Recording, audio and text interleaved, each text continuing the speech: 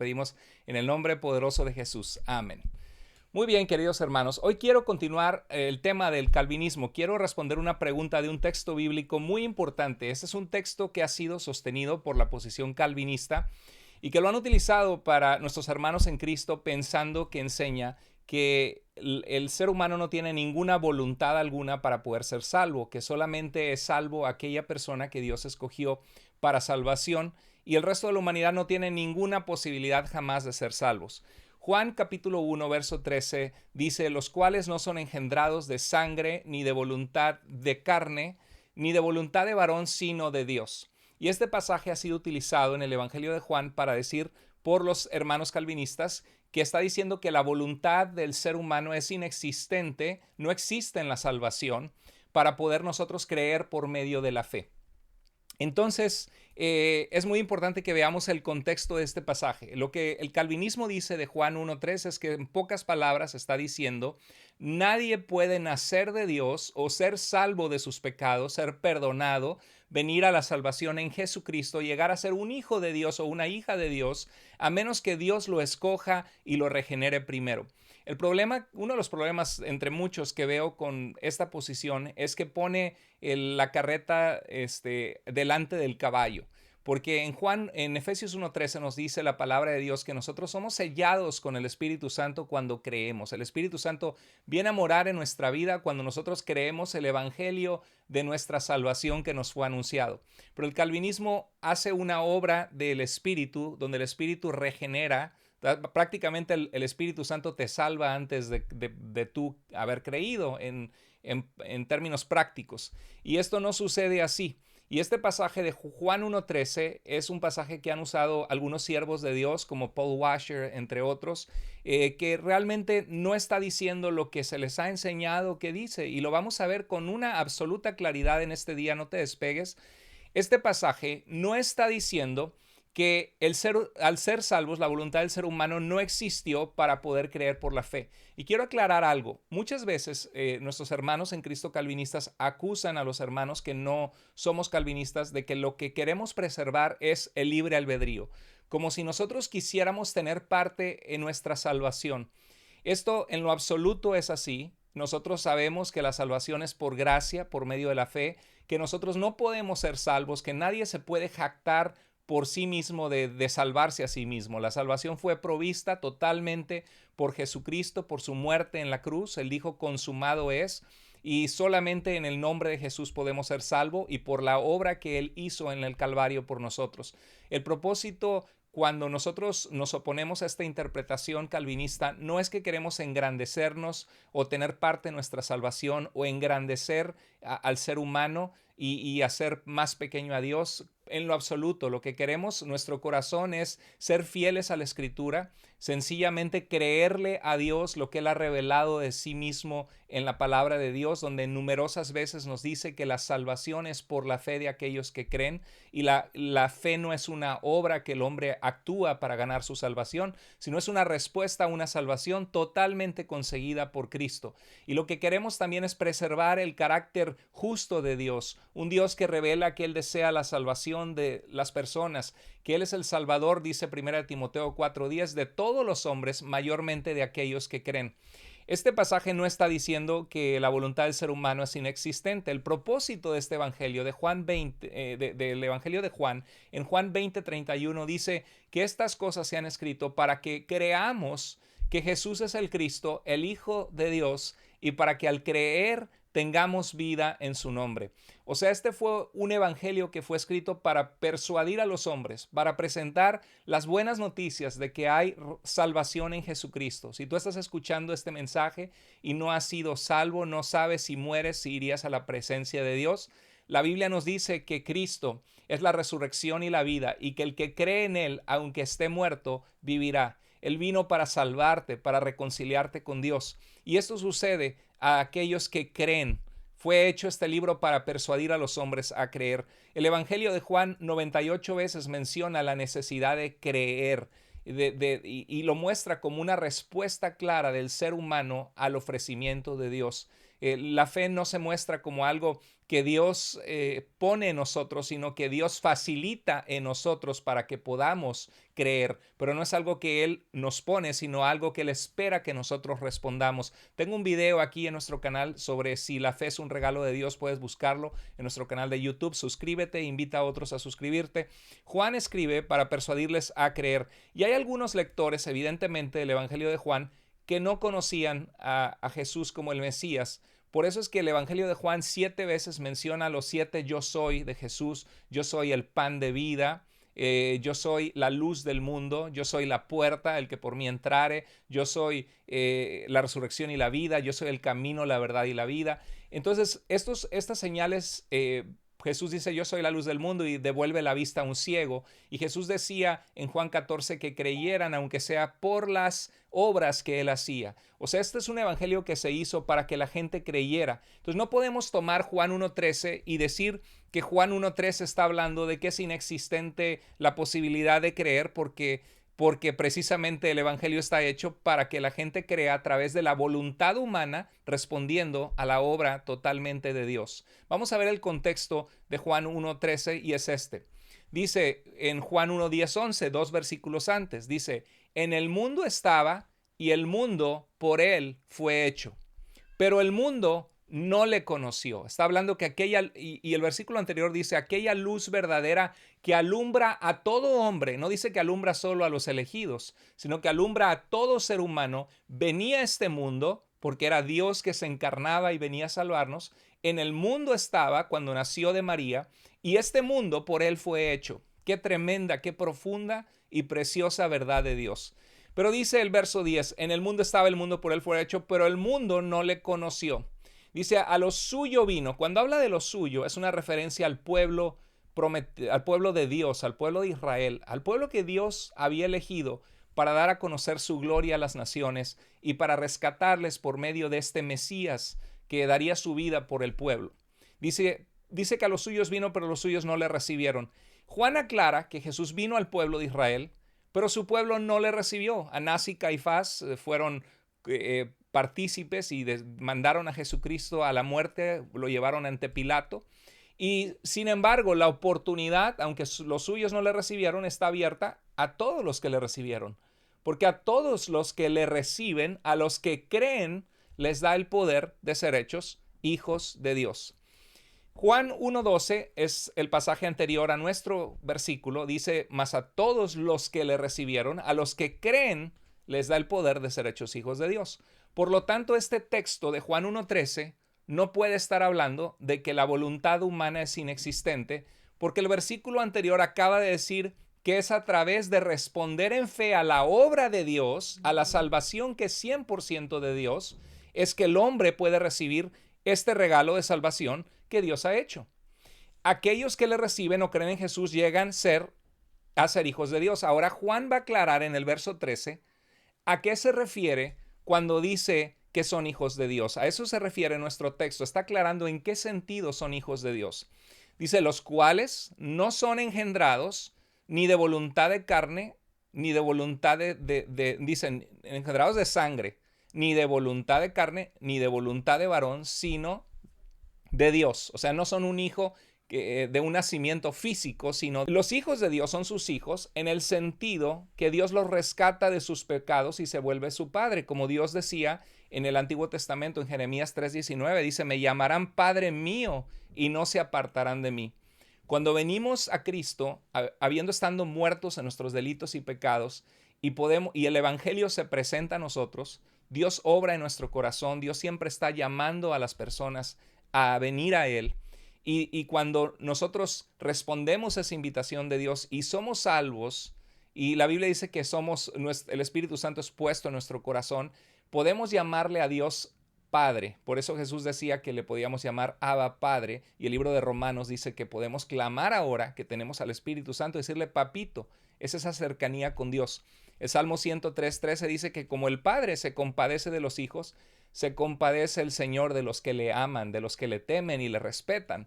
Entonces, en ese sentido, llegamos a ser hijos de Dios, una relación cercana con Él, nacemos espiritualmente de Dios. tanto el cristiano calvinista, nuestros hermanos en Cristo calvinistas, como nosotros que no somos calvinistas, creemos que esta es una referencia a que Dios es el que da vida espiritual. La salvación es de Dios. Nacemos espiritualmente de Dios por su obra en nosotros. Diferimos en cómo sucede ese proceso. Ahí está la diferencia, está el detalle, como dirían.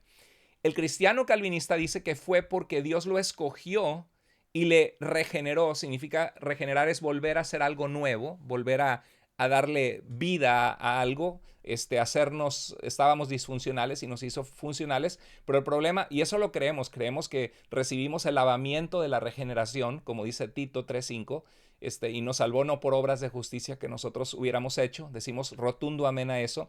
El problema es que el calvinista pone la regeneración o el que Dios cambió nuestro corazón antes siquiera de nosotros poder creer por la fe.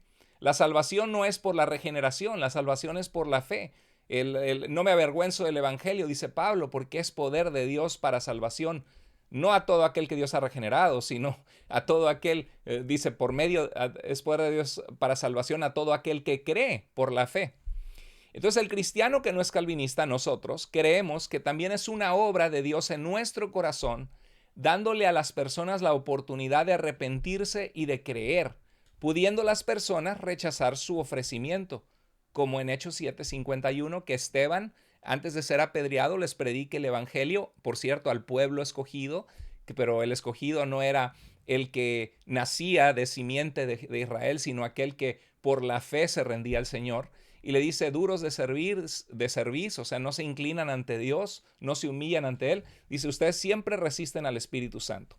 Entonces, son engendrados de Dios, significa que son salvos por la obra de Dios. Y eso tanto nuestros hermanos calvinistas como los creyentes que no somos calvinistas, somos hermanos en Cristo, estas son posiciones secundarias.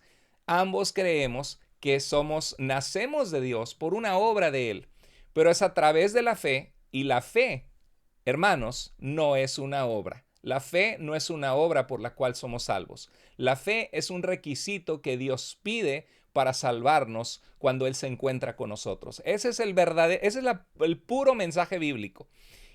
Ahora, vamos a ver que el debate está en la frase, y estos no son nacidos de carne ni de voluntad de varón. Y nuestros queridos hermanos calvinistas dirían, ya ves, pastor, ahí lo está. No puede nadie venir a Dios, porque todos están muertos en sus delitos y pecados. Nadie puede, sino Dios primero lo escoge y lo regenera. Y mira, ahí dice que no son nacidos de carne ni de voluntad de varón. Ahí está. Déjame decirte que este es uno de los textos que más me desilusiona de algunos hermanos en Cristo calvinistas, porque están fragantemente pasando por el contexto. Y lo voy a explicar.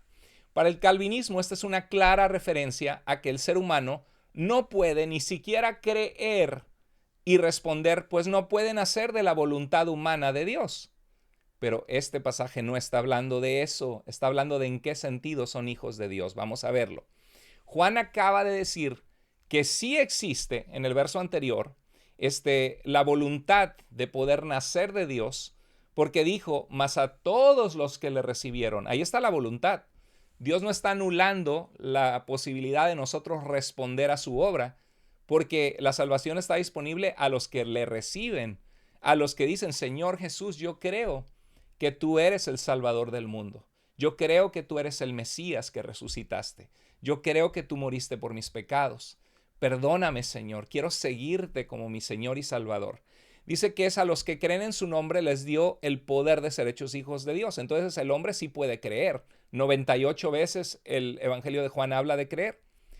En el libro de Juan vemos una tensión entre los líderes religiosos judíos con el Señor Jesucristo, porque ellos se aferraban a las tradiciones de la ley y de la ley oral del pueblo de Israel, y eso no les permitía ver que Jesús era el Mesías que vino a salvarles, que vino a restaurarles.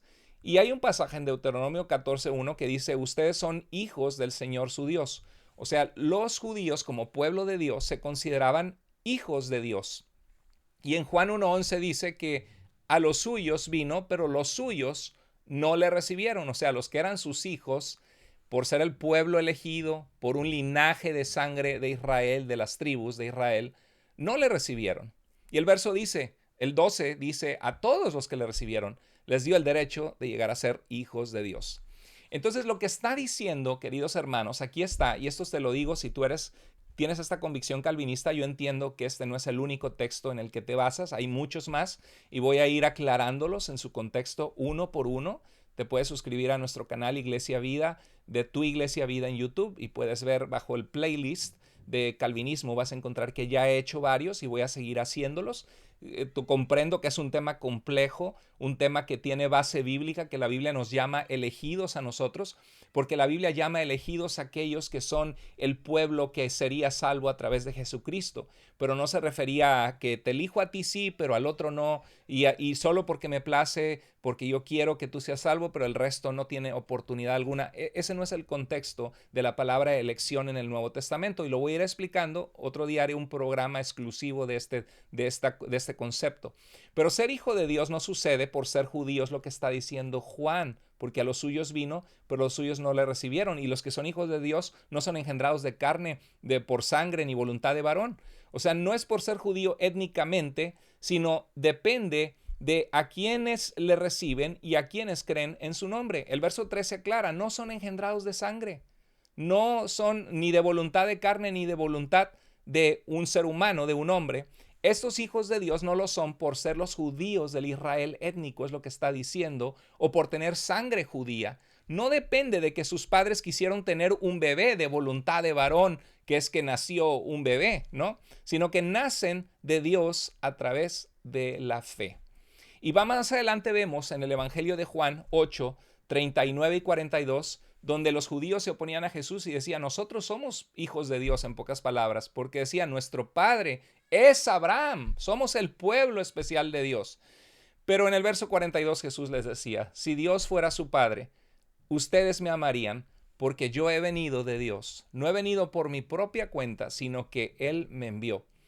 O sea, los judíos que confrontaban a Jesús se creían ser hijos de Dios por ser descendientes de Abraham. Por eso en Mateo también vemos esta confrontación en el capítulo 3, verso 8 al 9, y dice, produzcan frutos que demuestren arrepentimiento.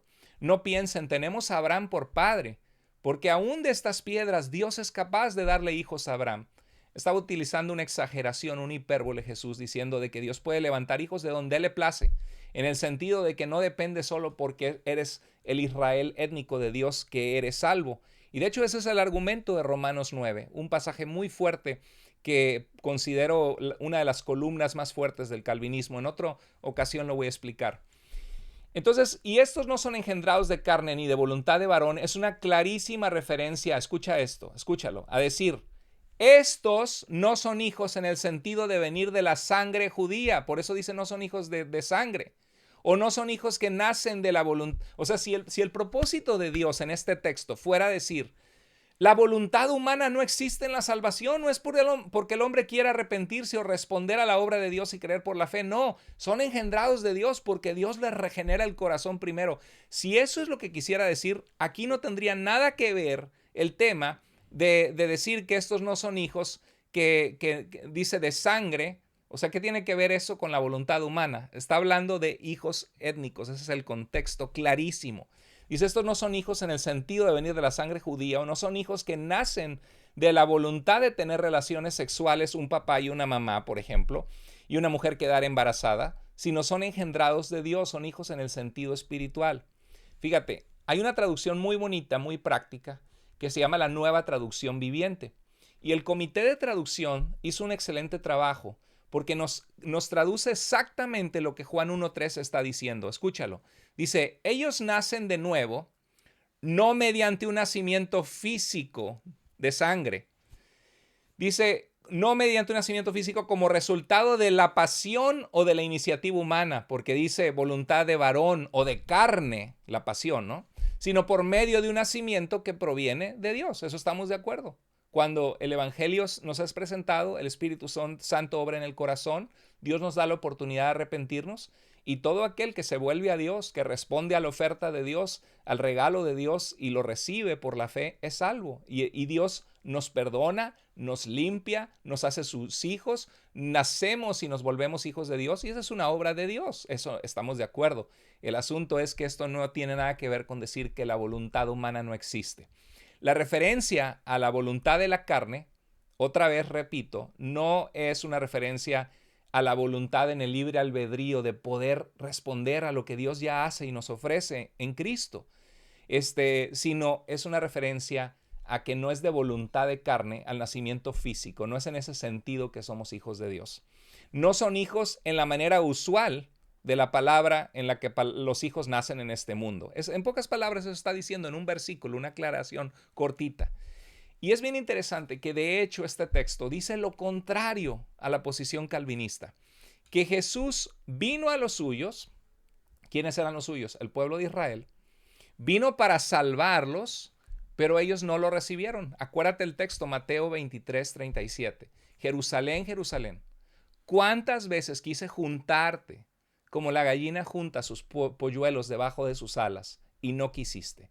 Dios quería salvarlos. Dios les dio oportunidades. Dice que apedreas a los profetas, matas a los profetas, apedreas a los que te son enviados. O sea, Dios mandaba pregoneros para llamarles al arrepentimiento.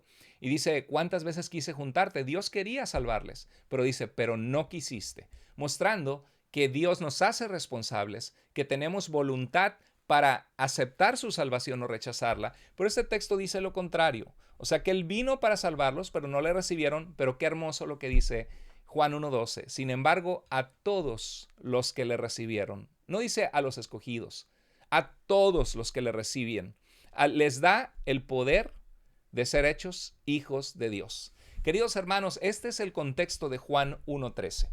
Cuando dice no son engendrados de carne, ni de sangre, de carne, ni de voluntad de varón, no está diciendo, no está hablando de la voluntad humana, que si la voluntad humana no estuvo en poder responder con fe a Dios, sino que Dios te regeneró primero. Eso es agarrar unos lentes rosas calvinistas y leer toda la Biblia obsesionados con este concepto que al contrario, el Evangelio de Juan 98 veces nos habla de creer y que este libro se hizo para que crean y 7 señales de Jesús para que la gente crea. Y qué bonito que el contexto inmediato dice que a todos los que le reciben, a los que creen en su nombre. Si algo enfatiza es de que nosotros podemos recibirle, nosotros podemos creer, obviamente que Él obra en nosotros, que la salvación Él efectuó, pero Dios soberanamente decidió que fueran salvos aquellos que responden por la fe a la obra que Él hizo, porque el Evangelio es poder de Dios para salvación a todo aquel que cree. Porque de tal manera amó Dios al mundo, que ha dado a su Hijo unigénito, para que todo aquel que en Él cree no se pierda, mas tenga vida eterna. Espero que este mensaje te aclaró mucho, que sea de gran bendición, y si fue de bendición, por favor, compártelo. Sigamos adelante en Jesucristo, vienen cosas muy bonitas para la iglesia. Va a haber una conferencia matrimonial, el matrimonio y los hijos, que va a estar disponible en tuiglesiavida.com. Si conoces personas que quieran fortalecer su matrimonio, sobre todo en estos tiempos de pandemia, por favor invítalos. Va a estar en tuiglesiavida.com. Y también esto va a estar disponible a partir del 13 de febrero. Y otra cosa también importante es que mi esposa Paola va a comenzar los estudios bíblicos de integración, que están bellísimos, no te los pierdas. Van a comenzar el primer jueves de marzo. Si deseas inscribirte, te súper animo que te inscribas. Son unos estudios bellísimos que te dan los cimientos de la vida cristiana, el ADN de lo que creemos en la iglesia, basados en la palabra de Dios, para ser discípulos de Jesús y crecer en la fe. Gracias a cada uno de ustedes por su tiempo. Les mando un abrazo. Que Dios les bendiga grandemente y nos vemos pronto nuevamente. Hasta luego.